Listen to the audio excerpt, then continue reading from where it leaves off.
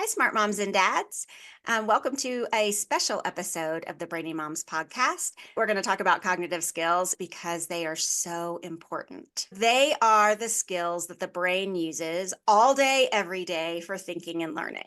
So, the most commonly known general categories of cognitive skills are things like memory, working memory and long-term memory, attention, processing speed, the speed in which we're able to process incoming information, reasoning skills, our logic skills, auditory processing, which is how we process language, visual processing, which is our ability to manipulate what we see. So visualization type skills, spatial sense. And so those are the basic categories of cognitive skills. And so, why are they important? Well, if we don't have strong cognitive skills, then we're going to struggle with thinking and learning. What does that look like, for example, in terms of like a struggle with thinking and learning?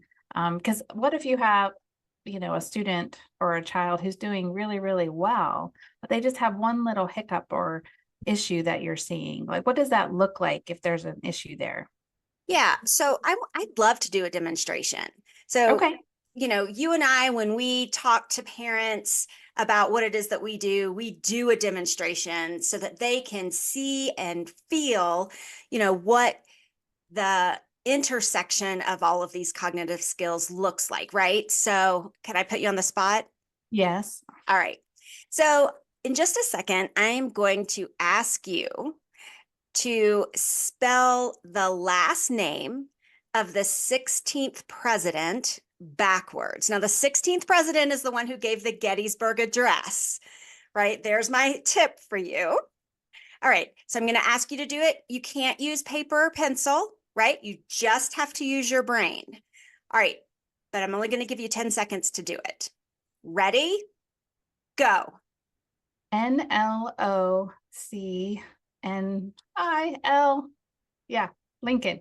Lincoln. Okay, good. You were fast. I had to like figure it out. Like, oh shoot, do I remember where the 16th president was? But I got it. Exactly. So let's talk about that. All right. So what skills did Sandy have to use? What cognitive skills did Sandy have to use to complete that task? Well, the first thing she had to do is remember who the 16th president was. That's long-term memory. Now, imagine if she had not been able to remember who the 16th president was. She would not have been able to do that task at all. She couldn't even get started. All right, but Sandy remembered it. All right, so she engaged her long-term memory, but then she had to decide on a strategy for solving this problem. So that was reasoning. She had to engage her reasoning skills to determine the strategy. Now, most people would project the word Lincoln either in the air or just in their minds, right? Which did you do, Sandy? In my mind. Okay. So that is visual processing, right? So you project this imaginary image in your mind or in the air to help you solve the problem. All right. Well, the next thing that Sandy did is she started spelling the word, but she had to spell it backwards. So she had to manipulate the sounds in the name Lincoln. That's auditory processing, right? So her ability to manipulate sounds in our language. But she had to remember where she was in the word because she was going backwards, right? So that was working memory, right? She had to engage her working memory, which is your ability to work on information, right? While holding something in your mind. And so she was manipulating those sounds. So about halfway through that word, she might have gotten frustrated. Sandy didn't, but a lot of people would. So you have to really engage your attention skills, right, in order to get through. I only told her she had 10 seconds. She only had 10 seconds to solve that problem. So she had to work fast. So that's processing speed, the speed in which she could process that information and then produce the answer. All right, so long-term memory, working memory, attention, visual processing, auditory processing, and reasoning. And so she used all of those skills in that 10-second task. And so if we break that down and say, what if she had had a weakness in some of those cognitive skills? Well, we already said what would happen if your long-term memory was bad. You wouldn't have been able to solve it at all. What if your processing speed was kind of deficient? What would have happened? Oh, I probably would have forgot the question. That would Well, have caused my working memory to drop. yeah, absolutely. Or you wouldn't have been able to finish it in the time that I That too, allotted, yep. right? Okay, what if your visual processing skills weren't strong? Well, you told me I couldn't write it down, but I would have Right. freaked me out. I would have had to like try to like use my finger or something to help me. Right. So if Sandy had not been able to visualize the word Lincoln because her visual processing skills were weak, she would have really struggled because I wouldn't let her use a pen or pencil, right, for that task. All right. What if your auditory processing skills had been weak? Oh, that would have been really tricky. In fact, I was like working it by syllable, Lincoln. So I was trying to chunk it so that I could manage that a little easier. And if I couldn't even figure out the syllables in the word to let alone the sounds that with it, because there's a hidden L in there. Right. Absolutely. You So know? so most people don't realize that the key to reading and spelling are strong auditory processing skills. We think reading is visual. Okay, well, reading is visual, but the foundation for strong reading is your ability to manipulate sounds and their associated letters in the English language, and that's auditory processing. Okay, what if you had weak reasoning skills? Oh, I wouldn't even would have known how to start. Mhm. I probably would have got stuck right there. Right, because you had to decide on a strategy. And then if you had had weak attention skills, what might have happened? I probably would have had to ask for the question again. Yeah. So either she wouldn't have caught it the first time, right? Because she didn't attend to my instructions, or sometimes that frustration kicks in when something's hard and then you lose your ability to pay attention. And so she might have just given up, right? Lost motivation or given up because she just couldn't remember where she was, or and that was the last skill, right? If your working memory was weak, then you would have lost track of where you were in the word. So you can see then from that really simple demonstration how our cognitive skills interact and work together to help us think or learn. And that if we have a weakness in even just one of those cognitive skills, it can create a struggle.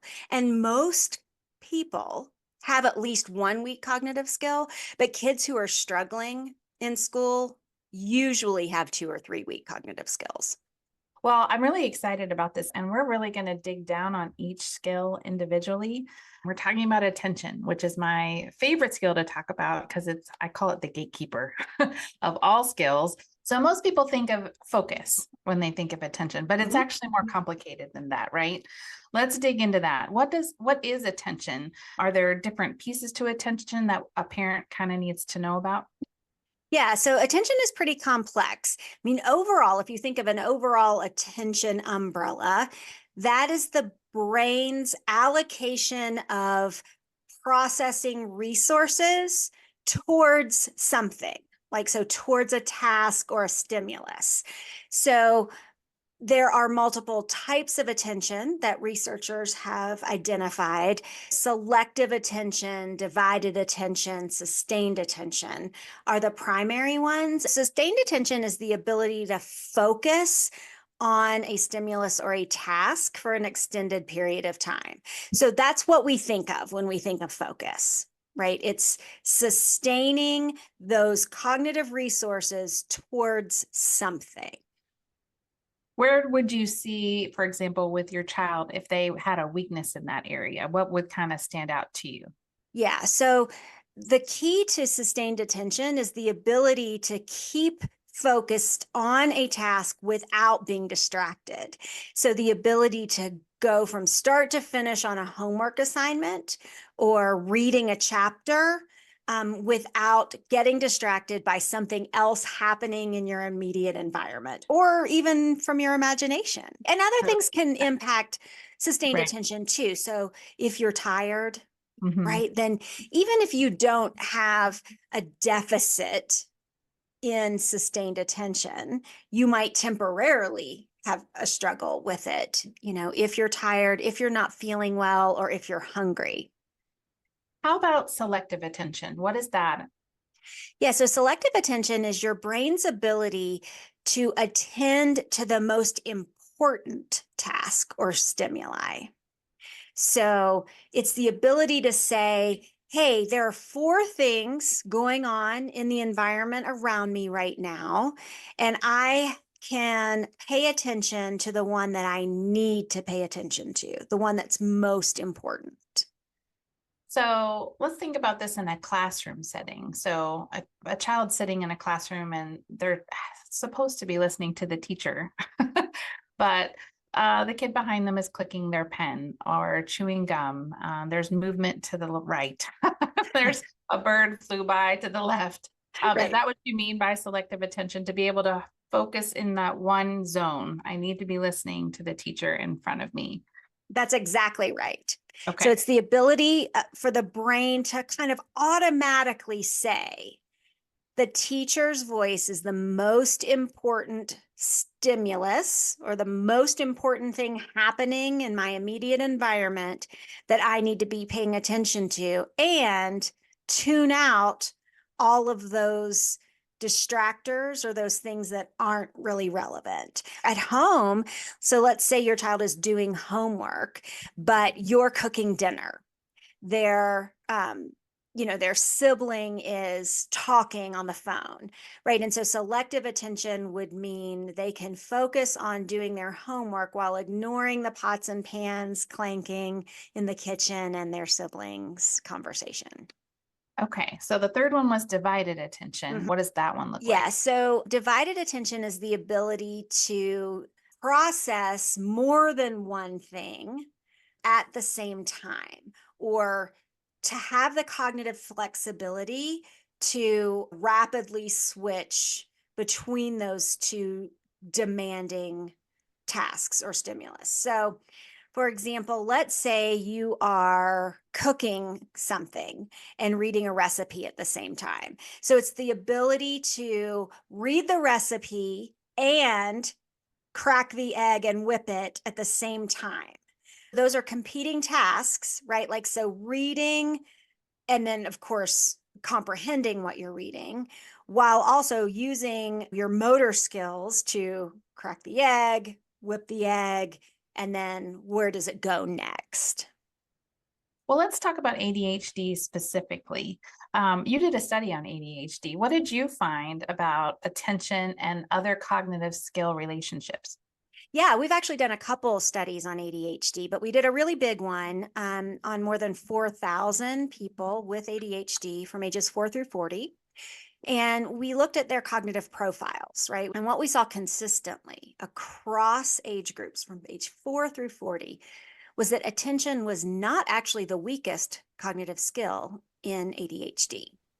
Working memory, long term memory, and processing speed were weaker than attention. The reason why that study was so interesting and exciting at the same time is that when we think of helping kids or adults with ADHD, we think, okay, what can we do to help their attention? When if we're only focused on attention, then we're kind of missing the boat on really helping all of those struggles, right? That we're also needing to focus on memory and processing speed issues as well. And so, but those are going to show up. Like, this is not something that you're not already seeing. Maybe you just don't have a label for it, right? Let's say you give your child a 3-step direction, right? Hey, I need you to go upstairs, brush your teeth, and put your pajamas on.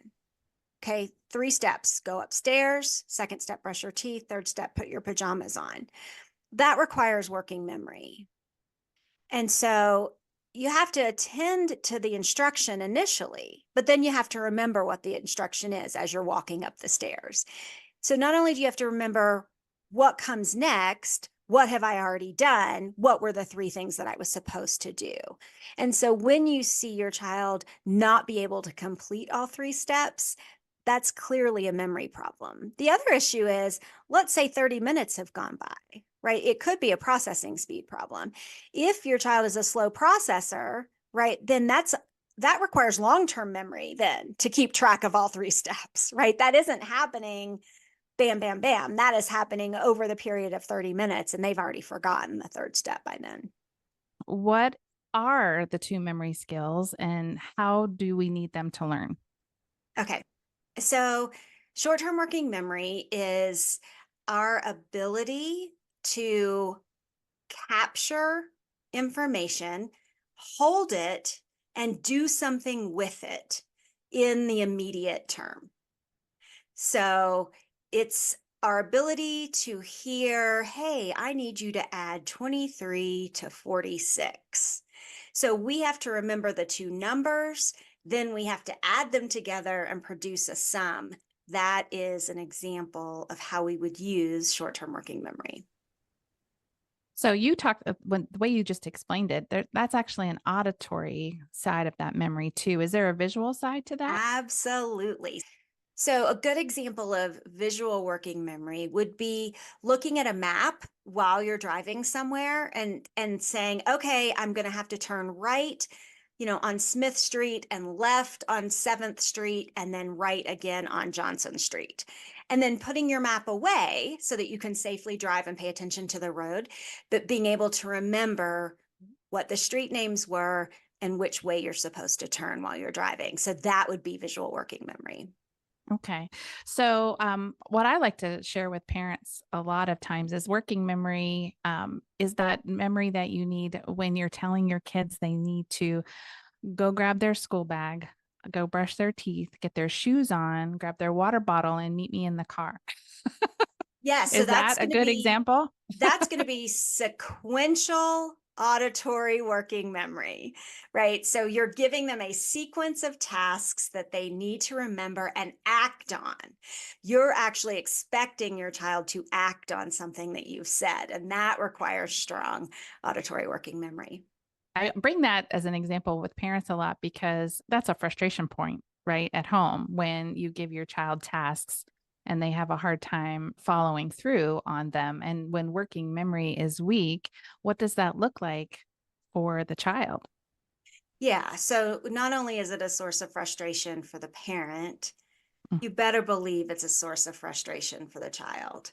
And so then let's talk about what that frustration does to the brain, right? So frustration is stressful, and stress releases cortisol, which actually impedes memory function. And so we have to be super careful as parents to stay calm, right? And help our kids by either giving them less steps, right? To remember, like if we know our child has weak working memory, then why are we overloading them? And so that's one way that we can help is just to not give them 5 steps. Let's give them 2 steps and see if they can do that, and then give them the next 2. But of course, we can also remediate that memory, right, through memory training exercises. So we don't want it to be an accommodation forever, but it is the first step to help reduce that frustration for both child and parent. Okay. So maybe that's a good transition to talk about, well, what is long-term memory? Yeah. So long-term memory is the brain's process of taking in information, encoding it, and banking it away for later use. And so typically the hippocampus is the part of the brain where memories are processed and stored. And so again, it takes attention skills, because if we can't attend to something, then we can't remember it. And so we have to be able to pay attention to something before the brain can actually encode it in some way to bank it away for later use and retrieval. So long-term memory is a 2-part process, right? Encoding it, banking it away, and then being able to retrieve it later. So a long-term memory weakness could be in the receiving of the information or in the retrieval of that information later. Okay, so one of the examples I try to give parents, and let me know if I've got this right, is I think of it like a test taking memory skill. So I've studied all week. I get to the test. Can I then retrieve the information that I need for the test? If, because sometimes parents will say, we studied, he had it the night before, and then he didn't do well on the test the next day. Now, there could be a lot of reasons for that.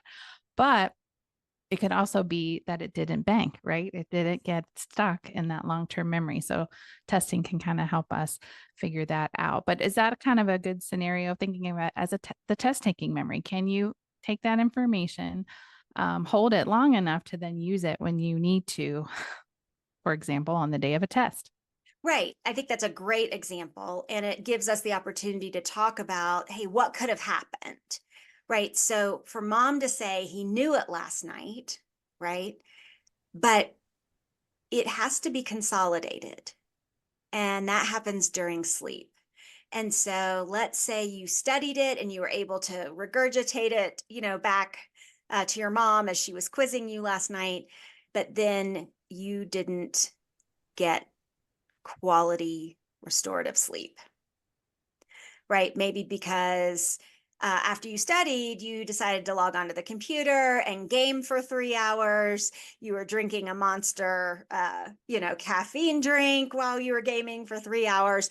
And so you might have thought that you got restorative sleep for the 3 hours prior to waking up for school. But if you didn't, right? So if you didn't get restorative sleep, then those memories might not have been consolidated. So sleep is super important for that process. And it actually demonstrates how when college students pull an all-nighter, right, they literally have studied it and gone straight to the class and regurgitated it. But if they had stayed up all night and then had to regurgitate it the next day, they might not have been able to. They would have experienced that dump, right? And I remember that in college, right? You take the test and then gone. Yeah, gone. 2 weeks Totally later, gone. gone. Right, because you didn't get to consolidate those memories right after studying. And so that's why it's super important to even take a nap. It's very rare for a child without a brain injury to have a true long-term memory deficit. So there's usually something happening in the environment that is keeping that child from encoding that information into long-term memory. So it isn't that their hippocampus is broken, right? It's that something's happening in the encoding process that's preventing them from banking it away. And so then Okay. we have to look at, so are we flooding them with too much information at one time? Are there too many things happening that maybe if this child has an attention problem, right, that they're paying attention to all of the wrong things and not the one thing we need them to pay attention to? And then it also goes back to, are they stressed? Are they sleeping? Are they eating well? Because it's a holistic issue when there's a long-term memory deficit typically. Okay. That's a really great point. So let's switch gears a little bit. So let's kind of get to the basics. What is processing speed? What do you mean? Yeah, so processing speed is the brain's ability to take in information, interpret that information, and then act on that information. So, for example, let's say you're driving and you see a stop sign. So that is visual input that the brain has to recognize, take it in, say, oh, that's a stop sign. What does a stop sign mean? A stop sign means I need to stop. And then the brain says to the body, press the brakes, stop, right? So acquire it, interpret it, and then act on it. That would be processing speed. So let's extrapolate that. You gave a great driving example. What does that look like in a 5-year-old? What does that look like in school-age children? So we use processing speed to inquire, interpret, and act on anything in our environment, right? So processing speed is ubiquitous, right? We need it for interpreting anything, from our parent saying, hey, it's time for dinner, right? So that would be, okay, I recognize my mom's voice. Her voice is saying words. So I'm hearing those words. What did she just say to me? Hey, it's time to come down for dinner. And now I need to act on that. I have to put down what I'm working on, walk down the stairs, and walk into the kitchen for dinner. So, as simple as that, to a teacher teaching a math problem. Okay, I see my teacher writing numbers on the board. This is what those numbers mean. And this is what she's telling me I need to do to those numbers in order to solve this problem. And so it's the speed and efficiency in which I can take that in, interpret it, and then act on it. And so some people who have slow processing speed might take a really long time to react to the information. And so we don't know whether it's a breakdown in acquiring it, interpreting it, or acting on it. But somewhere in that 3-step process, there is something slowing it down. And so that's how we might see slow processing speed show up. So when we talk about processing speed, we always talk about it as kind of in that cohort of automatic processing skills. What does that mean? It's running behind the scenes all the time, right? Some cognitive skills that we use require active processing, such as reasoning. We have to decide on a technique that we're going to use to solve this problem based on prior knowledge and prior experience of what we know and techniques that we've learned in order to solve problems.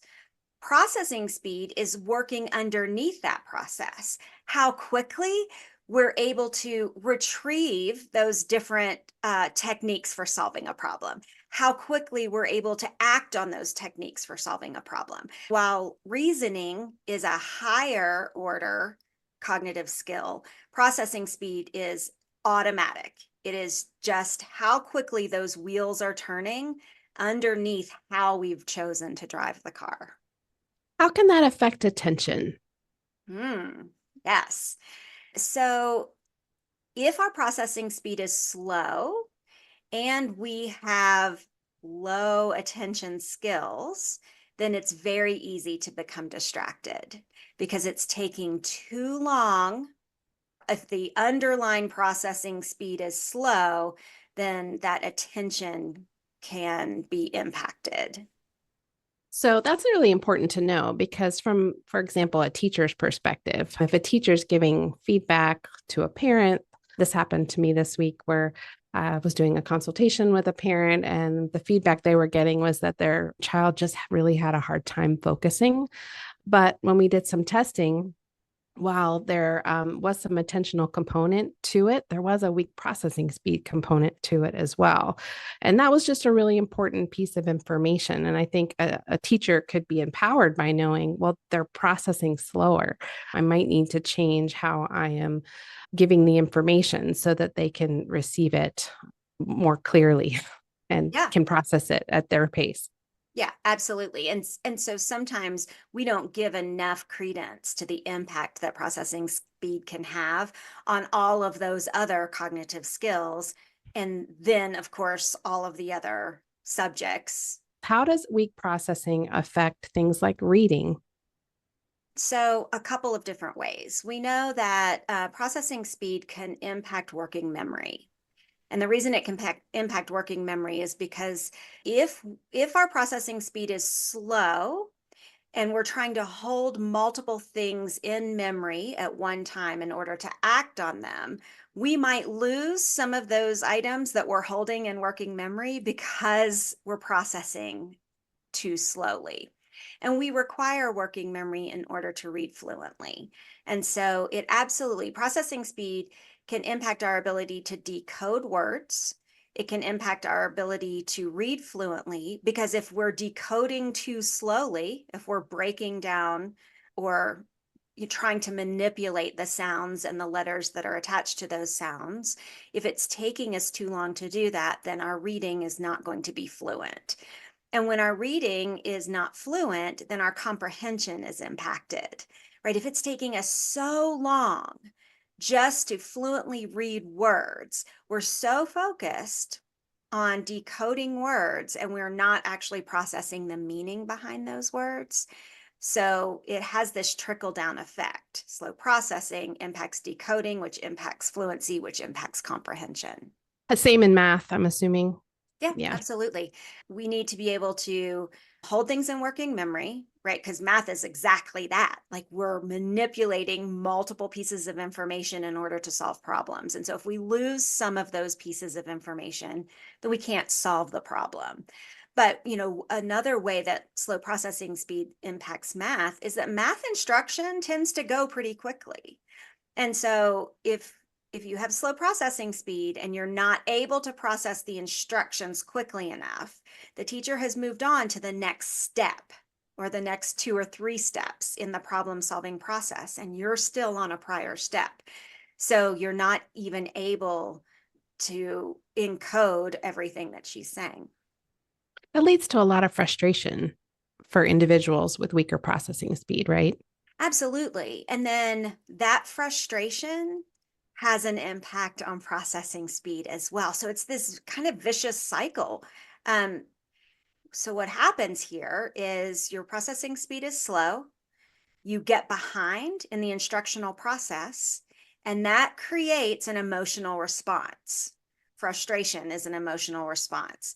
Well, we know that that response is a fight or flight amygdala hijack of our prefrontal cortex in which we can no longer access our reasoning abilities. So that is going to impact our processing speed, right? So we start with slow processing speed, and then we get frustrated because of our slow processing speed, which slows down our processing speed. What are some strategies or exercises that we can do to improve processing speed?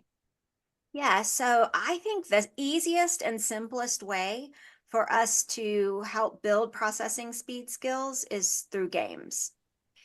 That's the easiest way. So you have a child who you just want to encourage the development of processing speed, right? Because you recognize that processing speed skill underlies every other skill, right? Our ability to pay attention, our ability to process things visually and auditorily, how fast we can reason, right? So we know that processing speed is an important skill. We want to maximize our kids' ability to learn and think quickly.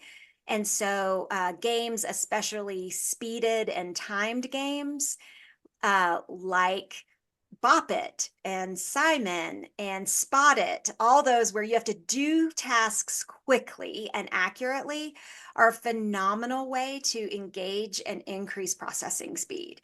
And they can be super fun. It's an amazing way to connect with your kid and with each other.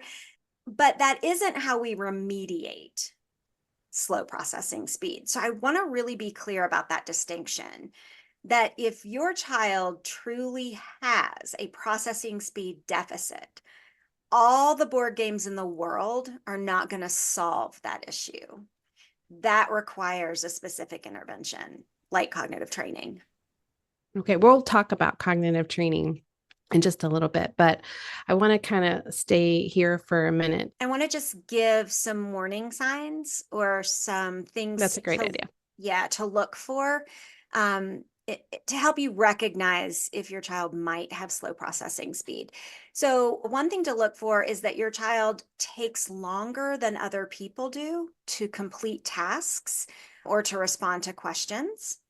Do they have difficulty following multi-step instructions, such as I need you to go upstairs, brush your teeth, put your pajamas on, and pick out a book for bed, right? So that was 3 steps in an instruction. And so if they have difficulty following all 3 of those, if they have difficulty keeping up with conversations, a lot of times kids with slow processing speed take so long to process what a person has said in a conversation that by the time they come up with a response or a way to contribute to the conversation, that conversation has moved on to another topic already.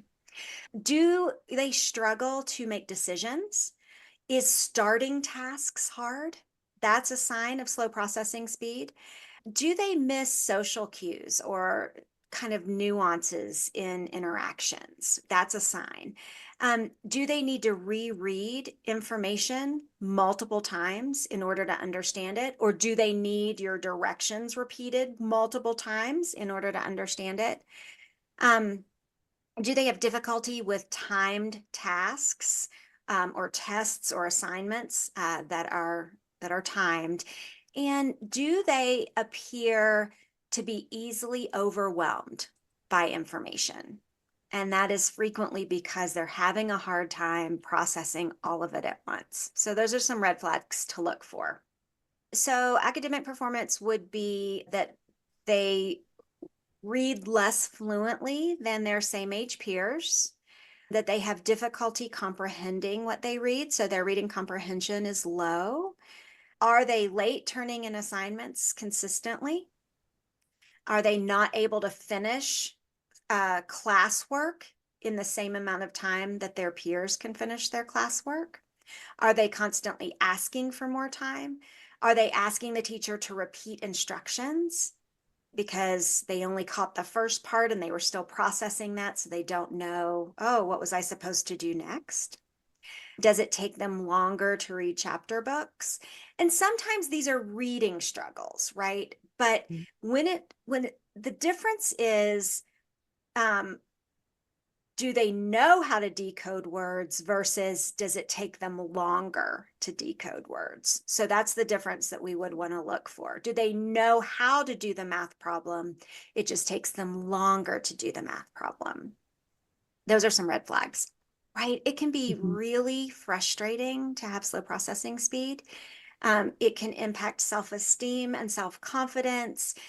It can have far-reaching effects, right? Not just in the classroom, but in relationships, in your ability to hold conversations. Safety, like you mentioned, Sandy, driving, navigating, is it safe to cross the street or not quickly enough to be able to take all of the stimulus that you're, seeing in your environment and act on it in a safe way. So it can have far-reaching impacts when we do have weak processing speed. But this is a message of hope. Processing speed can be remediated with targeted, intense, validated methods. So we are continuing our discussion with Kim Hanson, reading specialist, author, and CEO of Learning RX, about visual processing skills. So visual processing is understanding what you see. And then it's also being able to picture or make mental images in your head. So it's kind of like creating the movie in your head as you read. It's being able to see things, imagine things, kind of, some people call it like the mind's eye. But it's being able to make images in your head for the most part. But it involves a lot of things when it comes to how do you process visually, because we take in so many things. That's probably the number one sense that we use when it comes to how we learn, how we read, how we understand the world, right? So visual processing is this big generic term for a bunch of smaller skills, right? Yes. Okay, Yes. can you talk about some of those skills that fall under the visual processing umbrella? Yeah. So if you even think of like a baby, right? So for example, when I was a baby, one of the things that you first learn is like your hand-eye coordination, right? So it's, you want to touch something, you want to reach out to something. My dad actually has film of me as a baby, and instead of giving me like my pacifier, he'd always put it in my hand. And then I would have to sit there and try to like get it in my mouth, right? Or he'd put like mobile things above me and I would bat at them and see them and move them. And so one of the things is that hand-eye coordination, or it's kind of your motor skills, and how that ties in with what you see, right? So you need that for a lot of things. You need that when you're parking a car, when you're catching a ball, when you're trying to throw a ball into a hoop, those kind of things, tying your shoes. And then there's also just discrimination. So it's kind of how you see an object, like a paintbrush. So when you look at an object, and if you're listening, you should be imagining, which is visual processing, imagining that I'm holding a paintbrush. And when you look at this paintbrush, you can see the size, you can see the shape, You can see the color, right? You can see the distance of how close it is, and then also the orientation. Which way am I holding it? So all of those things when it comes to how you discriminate and see is part of visual processing and knowing where you are in space, or even if it's moving towards you. That would be important if you had, let's say, a large black round object that was coming at you. If you could discriminate how fast and how big, and if that was a balloon versus a bowling ball, right? So if that's flying at me quickly, I have to move faster for the bowling ball. And so hopefully I can figure that out, where a balloon, I might have more time, right?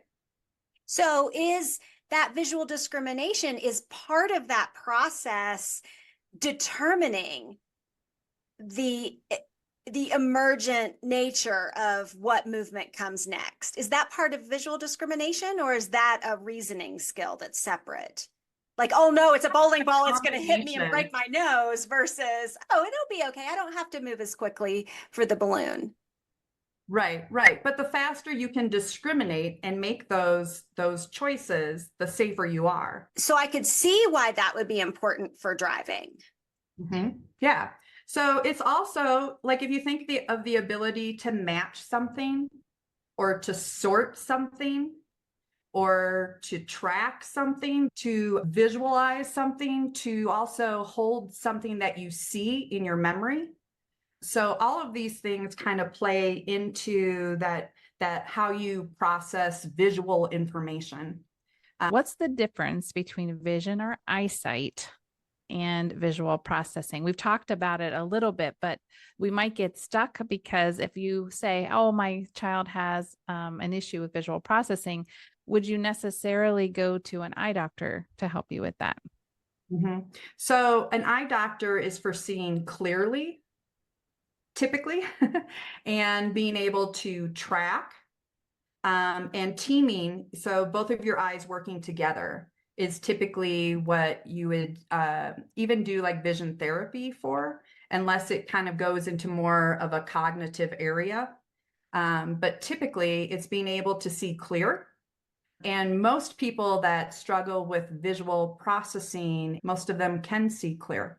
Okay, so to clarify then, vision or eyesight is just the ability to use your eyes to see clearly, and for your eyes to work together in seeing clearly. Whereas visual processing is this set of skills that are cognitive in nature. It's how the brain processes the information that the eye actually takes in as one of our senses. Is that correct? Right. So it's a little bit of imagination, how you can see things that aren't there. If I were to describe a frog, and I could describe the frog, and I can change your picture. So when I say frog, most of us imagine a frog if we've had experience with a frog, right? But I can change your description by giving you details. So I can talk about the size of it. Maybe it's huge, or maybe it's small.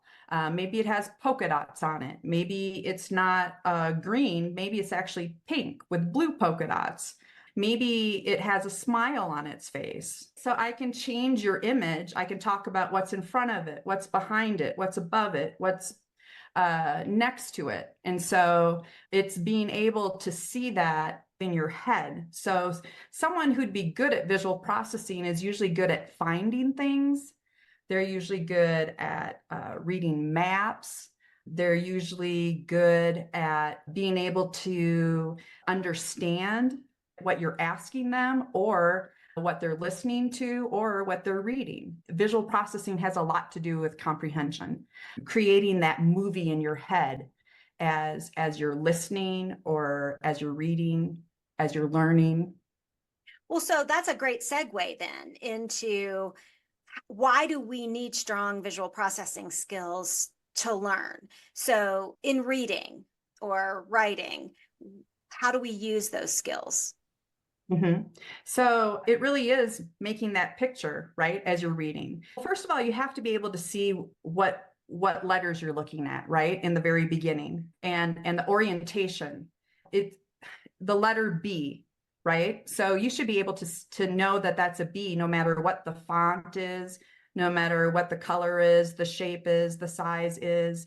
You should even if it's sideways, you can still kind of tell that that's the letter B. When it comes to visual processing and understanding and comprehending, you need to picture all of the details, but not too many details, right? So you kind of want to see what are the important things. So even prioritizing is important in visual processing, being able to plan and being able to think. So let's talk about some red flags that parents should be on the lookout for that signal, hey, my kid might be struggling a little bit with visual processing. What are some red flags?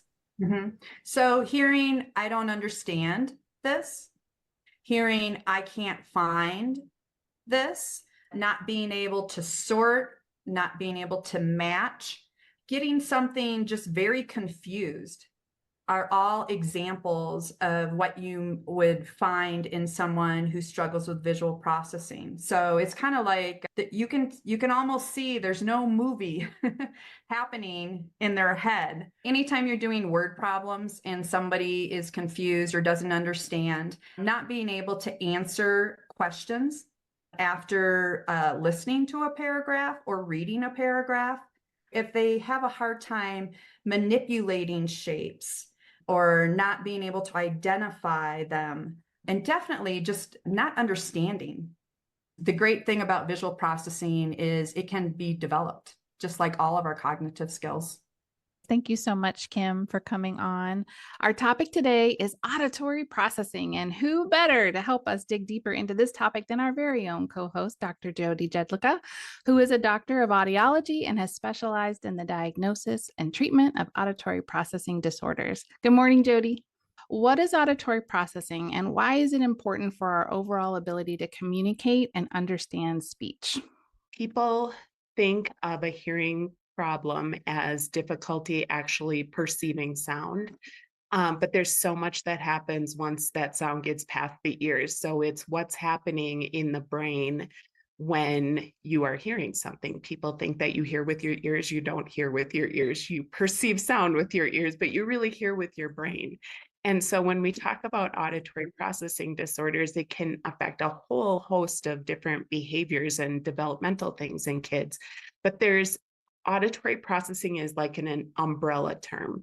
And so it refers to a lot of different things. And there's different types of auditory processing disorder that kind of fall underneath that umbrella. An auditory decoding deficit is when a student has difficulty hearing those sounds of speech clearly. And so everything, for lack of a better term, sounds a little muddy to them. It requires a lot of concentration to be able to hear. That type will affect things like reading and spelling and writing because they're not hearing the sounds correctly. They have a hard time pairing those sounds to the correct codes that are required for reading. Prosodic disorder happens in a different part of the brain, a different part of the auditory system. And what that is it's difficulty understanding the inflection or tone of voice or sarcasm they'll have difficulty with. Kids who have that difficulty will think everybody's mad at them all the time because they just have a really hard time not hearing the information, but rather understanding kind of the feeling behind it. And then there's another one called integration disorder. And what that is it's the two sides of the brain talking to each other. Can I put it all together? And probably my best example of that one. So those kids will have trouble just kind of doing more than one thing auditorily at the same time. So they may have difficulty like looking and listening at the same time or doing something while they're listening, like copying off the board. But a good example of that one would be, I had a little guy in my office, and when he talked to me, he would look over my shoulder. And the mom said to him, look her in the eye when you talk to her. It's really important to make eye contact. And it clearly was something they'd been working on. And he looked at her and he said, yeah, but I can't hear her when I look at her. And so, kids will always tell us what's going on. Auditory processing disorders need to be assessed by an audiologist, and not just any audiologist. They really have to have some specialized training in that area. And so they will do a hearing test just to rule out a peripheral hearing loss. But the tests that go along with auditory processing diagnosis will dig deeper. And what we're trying to do in the testing environment is really stress the auditory system, really push it to kind of the boundaries of what it's capable of doing. And we're looking for when do things break down for that student. Kids who have auditory processing disorders will clearly break down earlier than kids who don't. If you kind of pick apart or look at how the different tests kind of fit together, that's what allows you to put that diagnostic label on that. So if you want to call it a decoding deficit, they're going to struggle or break down in one test, or a different test if they're struggling with a prosodic disorder. And so you're just looking for, number one, is that breakdown happening? And number two, where are they breaking down and what is that telling me? Okay. Individuals who struggle with auditory processing, do you typically see that hearing loss, or no, the hearing is fine? It's just how the brain is processing the sound that is glitchy. Right. That's a really good way to say it. You actually do need to rule out peripheral hearing loss before you test for auditory processing, because people with hearing loss also have weak auditory processing. It's just due to a peripheral hearing loss. So it's not really an auditory processing disorder. There's a different underlying cause for that. And so we're going to treat it a little bit differently. So let's talk about that. What are some signs and symptoms that parents can look for their kids that there might be some auditory processing difficulty? I know this one would be a hard one because kids don't listen to directions for different reasons. But if they have trouble following directions, if they need to look at you in order to be able to follow directions, sometimes I'll have parents say, if my son is sitting in the back seat and I'm sitting in the front seat talking to him, he can't hear me, because you use your visual skills, whether you realize it or not. People tell me all the time that they hear better with their glasses on. And so if they're sitting in the back, they're not looking at your face. They'll have a lot more trouble hearing with background noise. And I would say that in a typical classroom, it's much noisier than what most of us realize. Those kids are just really sensitive to the noise in the background. I think the biggest, most impactful one for me is learning to read. It's really difficult to learn to read if you don't have a good, clear idea of what those sounds should be sounding like. And so when you see kids who have trouble just with that initial instruction and learning how to read, those are always kids that would throw up a red flag for me. Would you include like speech and language delays in that as well, obviously? Yeah. So they may have articulation issues that go beyond or last beyond the time that they end for other kids. So those would be great kids to refer for a speech evaluation. They may say their sounds out of order. Like we all expect kids to say biscotti, or as my grandson will always say, and I think it's so cute, but we have auditory processing disorder that runs in our family too. But he'll say, instead of tomorrow, he'll say tomorrow. And he's convinced that that's what it sounds like. And so, yes, speech and language issues too. Those are always a red flag for me. What if it flies under the radar a little bit, as sometimes these things do? What would it look like for, say, a middle school or a teenager if auditory processing may be an issue that we need to address? Yeah, I think a lot of the same behaviors, but they've been dealing with them for so long. So their self-esteem, their confidence really starts to take a hit the older that they go. On the other hand, though, it is never too late to address this problem. And so I would say that as soon as you do have concerns or worries about that, just get it checked out and see if you can't start on the road to better performance. And so I think same things. It's just that some of those the way that they see themselves, the way that they feel about themselves, the way that they approach challenges. They just don't trust themselves all the time. Gosh, I swear I thought I heard her give me this direction and she said, do this. And I can't do anything, you know? And so we're tough on ourselves, and it just gives them one more reason to be tough on themselves, right? How does auditory processing impact cognitive skills like attention, memory, and just overall learning? Yeah. So auditory processing actually can mimic attention problems. So that might be the thing that a parent comes in saying, you know, he's just not listening. He's got attention problems. I give him a direction. He can't remember the directions. Well, did he hear them, or is it a memory issue, or is it a behavior issue? Or I think that if kids can do well, they do well, right? So I always think that if there is a consistent complaint or behavior that you're seeing from your child, I think it's worth checking it out, because nobody wants to feel like they're just never getting it right, right? So I think it's important to separate out what the issue is and what the surrounding issues are. And so I can't stress enough that looking at auditory processing in a vacuum, while it'll still help, it exacerbates all those other issues that might be present in the child. So you really do need to look at memory. You really do need to look at processing speed. You really do need to look at the other things that make up that child, because every time there's a piece that's weak, it makes the problem look bigger. Does that make sense? Yeah, exactly. And I love how you talked about it mimicking ADHD sometimes, because when we did our podcast on attention, we talked about that selective attention piece. Well, if you have weak auditory processing, having selective attention, being able to prioritize sound is really Mhm. hard, which is kind of what you described at the beginning.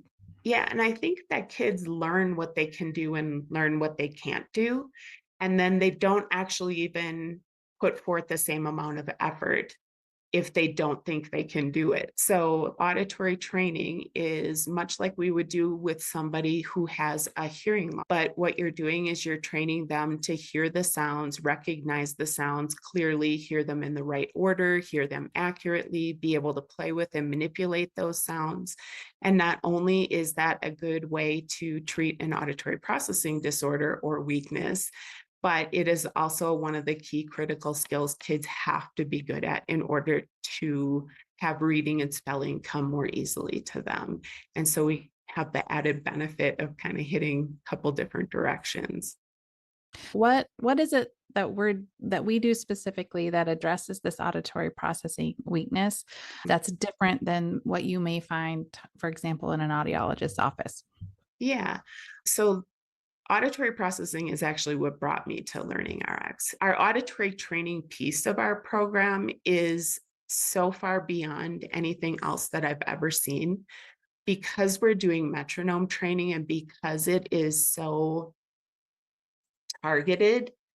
We can make improvements so quickly with our kids.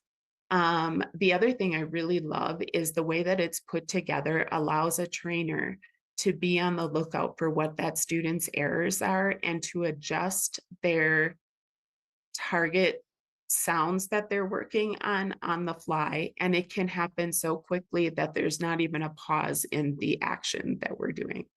And so they've thought of all the different little pieces that could possibly happen during a training session. And because speed is a part of our training, we're also working on processing speed, but we can get so many more opportunities to the student that's sitting in front of us, listening opportunities, items that we're covering in a session. And then again, we're looking at things like memory and processing speed and all those other skills that need to work kind of in coordination with auditory processing. And I think that's the biggest difference between us and any other option that I have seen.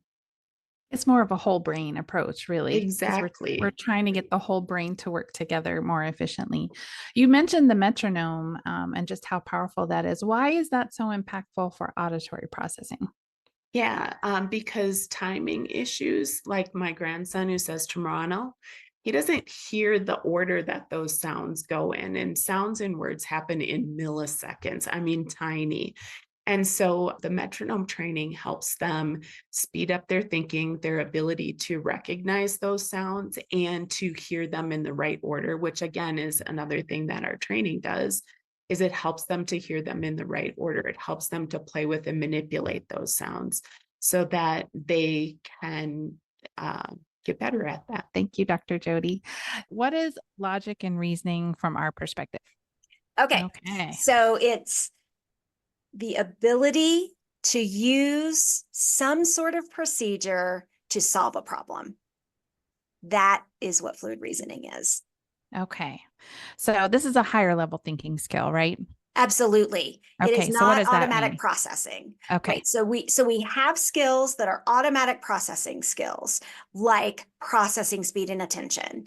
But higher level thinking skills require the use of those automatic skills and the use of what we know typically, Okay. right, to solve a problem. So it's like the coordination of what we know, the ability to project what might happen, and the use of those underlying processing skills all at the same time.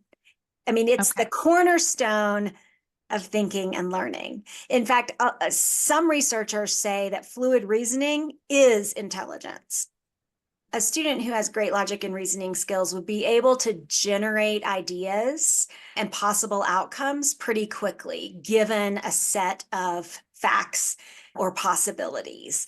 And so they're probably great at class discussions because they can take what they've read, take what they've learned, heard the teacher say, what might happen if, and they can quickly generate possibilities, because fluid reasoning is all about looking at what all the possible outcomes could be and choosing the most reasonable outcome.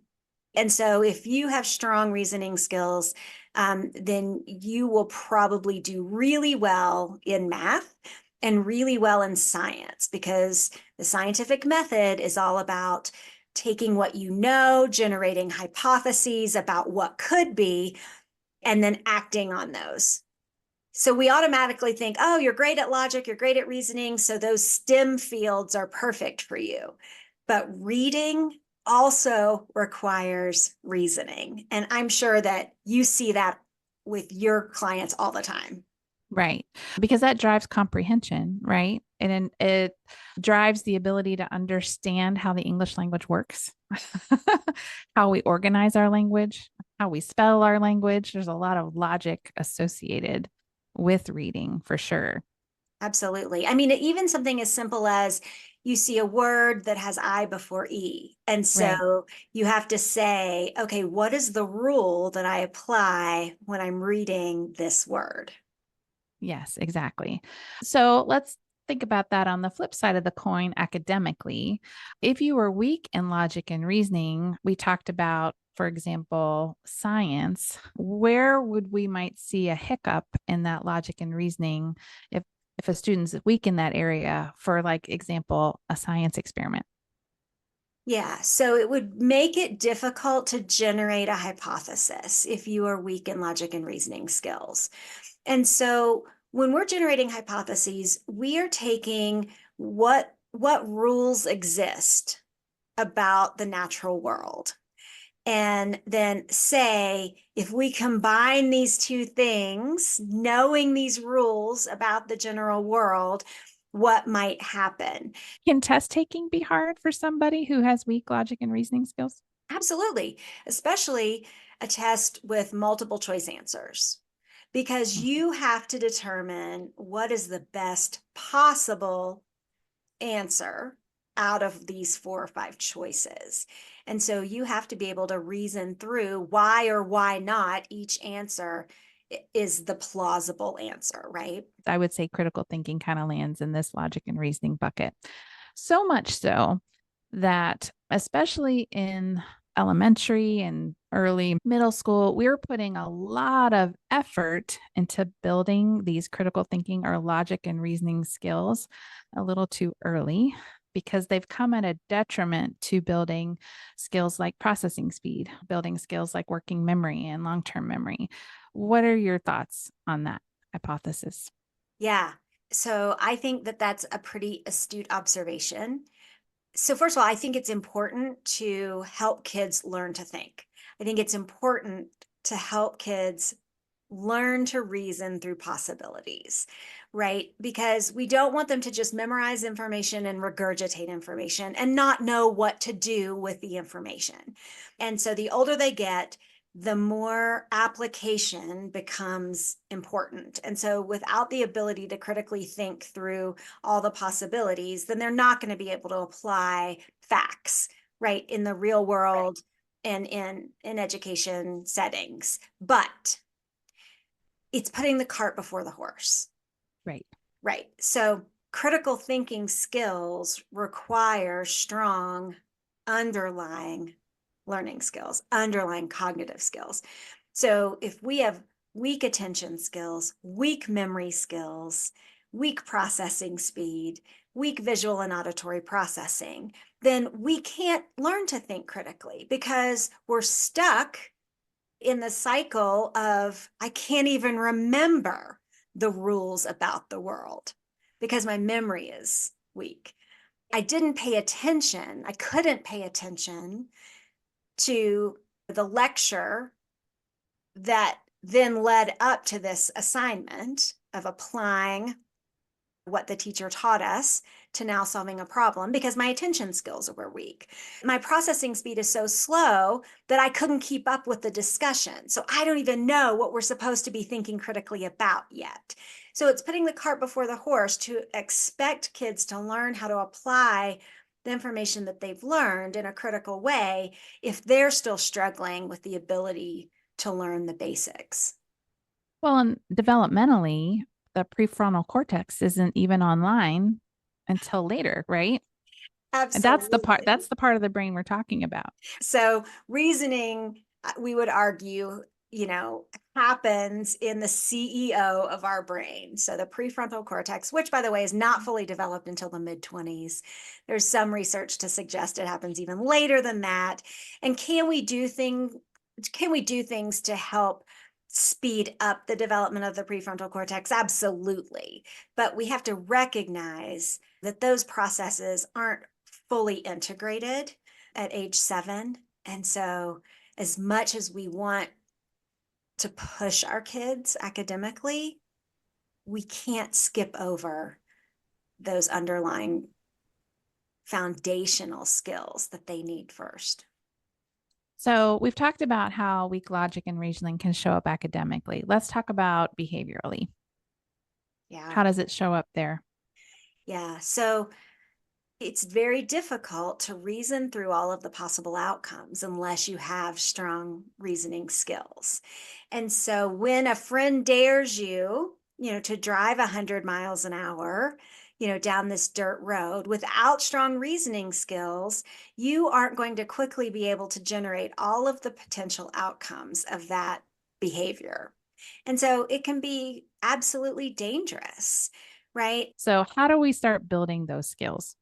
Relationally and behaviorally, that has to start with the conversations that we have with our kids. So narrating your own thought processes day to day, and then helping deconstruct mistakes in a calm and curious way helps build those reasoning skills. Okay. We do that in our centers too. I mean, that's how we train it. Actually, we just take that broad concept and bring it all the way down into small tasks that our students or our clients do with us, narrating our thought process, especially if they are overwhelmed with the task, giving them lots of different options or ideas or strategies that they can then pick and choose from. But then also on the flip side, when they are working it on their own, helping them deconstruct. Why did you choose it that way? Why did you take that strategy? Can you explain why? That is the answer to me. Pretend I don't know.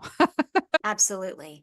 And recognizing that this process of thinking through decisions and why you make the decisions can be uncomfortable at first. So you do see some frustration when you start having these conversations with your kids in the beginning because their brains aren't trained to think critically yet until we help build those skills, along with recognizing, okay, do they have the attention skills to even have this 20-minute conversation?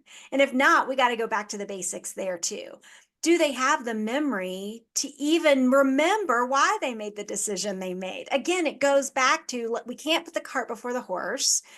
We have to recognize that those automatic processing skills play just as an important role in logic and reasoning as the actual prefrontal cortex executive functioning, skill itself. Fluid reasoning skills really are those skills that coordinate and include all of the other thinking skills, that it's the foundation for higher level thinking. And so to recognize that we have to go through A, B, and C before we get to H or M. And so to know, while we want to encourage kids to think critically, while we want to encourage their reasoning skills, to recognize that there may be deficits, in those lower processing skills that we want to address first. How do we address that? What is the current, paradigm with how we look at cognitive skills, let's say in a school setting? Yeah. So they'll do things like, preferential seating, where they put the child at the, front of the class so that they're not distracted by other things. Or they'll give the child extra time. So schools have great intentions, right? When they identify that a child might be struggling, but they don't always know, except for attention. They don't always know why they're struggling. And so they just, they will accommodate it, right? To just help support that child. The problem with supporting it, while again, a great intention, is that it's not doing anything to remediate it. And Right. so we have to actually use a targeted intervention to remediate weak cognitive skills. Now, don't get me wrong.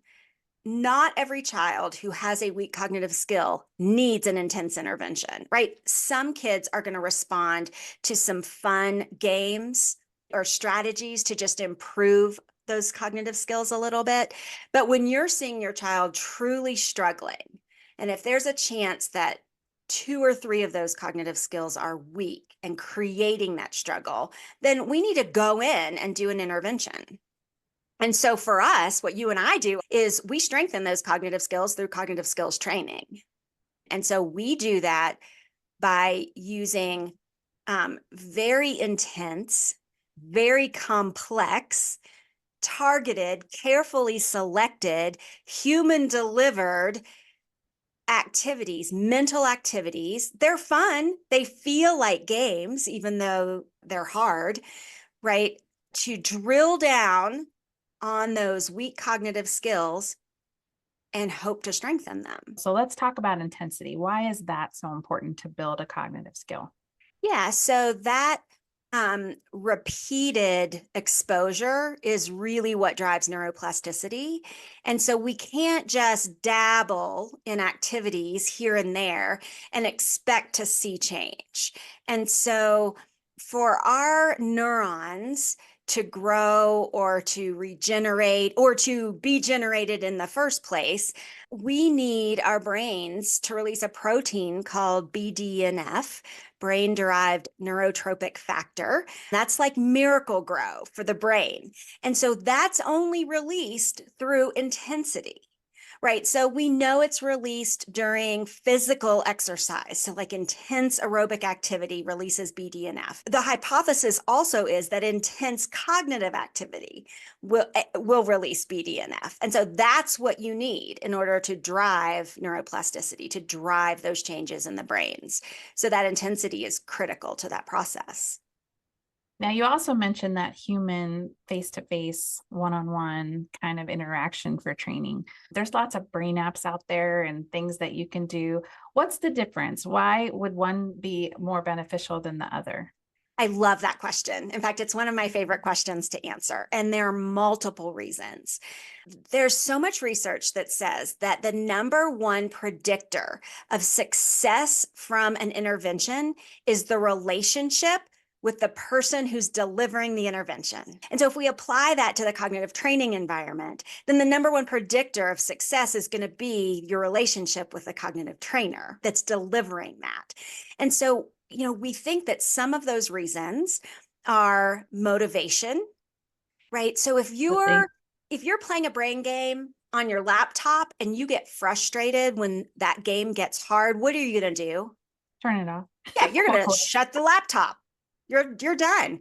If you get frustrated with the intensity or difficulty of a cognitive training activity as you're sitting across the table from a cognitive trainer, you don't have the option of turning the trainer off. And so that trainer can read those cues. That trainer can recognize when you are getting frustrated, and they can adapt the exercise, right? They can pull back a little bit, lower the intensity, let you experience some success, and then push you some more. And we do high fives, which release dopamine, right? And dopamine increases motivation. And we know that especially kids with ADHD and adults too, they really struggle with dopamine, and they need dopamine for motivation. And so those high fives and that verbal encouragement is critical. So some fireworks on a screen, that's not going to do it. That's not going to do it when you're struggling with how difficult it is. And so cognitive training, one that's designed specifically for that person, is going to give them the ability to master each task. And we have over 100 different training tasks, and those training tasks have 10 to 12 different levels. So we have 1,000 different ways that you and I use to train the brain. I guess my next question that I want you to address is, what happens if you don't do anything? What happens to skill in the brain if we don't address it at all? Yeah, I like that question too, Sandy. So we created cognitive profiles of several thousand kids with reading struggles or dyslexia. And so what we saw was, in the absence of an intervention, those skills continued to weaken over time. So it isn't that they just stay in one place. It's that as school gets harder, as you get older and you're having to juggle more, those skills weaken. So the struggle becomes even harder. And so that was a cross-sectional study of thousands of kids, but to take a snapshot like that of a very large sample really shows us that early intervention is important. Absolutely. Absolutely. That we talked about today, those core 7 skills. Is there anything you wanted to say about cognitive skills in general that we didn't get to say in this episode? So I think one of the things that we didn't talk about was the difference between tutoring and cognitive skills training, because we typically as parents see our child struggle and we say, oh, I think they need a tutor. And that might be true in many instances, right? Like, so let's say you're in a higher level math class, algebra 2 or calculus, or you're struggling in chemistry or biology in high school. A tutor is probably going to be a great choice, right? You're just seeing a struggle in one particular class because your child is struggling with those particular concepts, right? You're not seeing a struggle across the board. And I think that's where you see the red flag. When your child is struggling in multiple classes, in multiple areas, then it's probably because cognitive skills that are weak are impacting their ability to learn in all areas or many areas, not just in that one particular class. And so I think that it's really important for parents to be able to recognize that, hey, there is something else that might be happening here besides a struggle to capture this particular piece of information or this particular subject. So that would be where I would say, hey, maybe you want to explore the possibility of cognitive skills being the underlying issue, and maybe cognitive skills training as being a potential intervention. So you could then go to Sandy or to someone like Sandy who runs cognitive training centers across the world. And you can find those how? LearningRx.com. Yep, learningrx.com. There's a section at the very top right of the website that says find a location or find a center. Or you can call 1-866-BRAIN-01, which is the central phone number, and they can help you find a center. And interestingly, if you don't live near a cognitive training center, a LearningRx center, you can get it over Zoom. And so we can reach anyone in the world. But we are in 43 countries, and we've been doing this since the 1980s. This is not new. That's the cool part, right? Like we have lots and lots of peer-reviewed research published in medical journals. In fact, that's my job as the director of research for LearningRx, that validates what center owners like Sandy do all day, every day. Amy, thanks for this high-level view of cognitive skills and how they impact learning. Dr. Kim Gibson, who created the cognitive training program LearningRx, wrote a book called Unlock the Einstein Inside. And it is all about cognitive skills. And we're giving it to you for free. So in the show notes, we will provide a link for you to access the PDF version of Unlock the Einstein Inside by Dr. Kim Gibson. So you can learn even more about what we talked about. It's a great read. It's super short, and it has lots of great tips inside as well. So enjoy. And then we also have a game pack too, right? Yes, we do. And it really highlights different games you can play and kind of how you can tweak them and add that intensity that Dr. Amy was talking about. So that's a lot of fun and can kind of enhance your family game night. So between the book and the game pack, kind of play around with cognitive skills and see how you can implement training into your routine. Absolutely. So free stuff, links in the show notes. Hey, thanks for joining us for another episode of the Brainy Moms podcast. If you'd like more information about cognitive skills training or cognitive assessment, you can visit learningrx.com or call 1-866-BRAIN-01 to find a center near you, or simply to ask questions or find out more information about how LearningRx might be able to help you or your child think better or learn easier.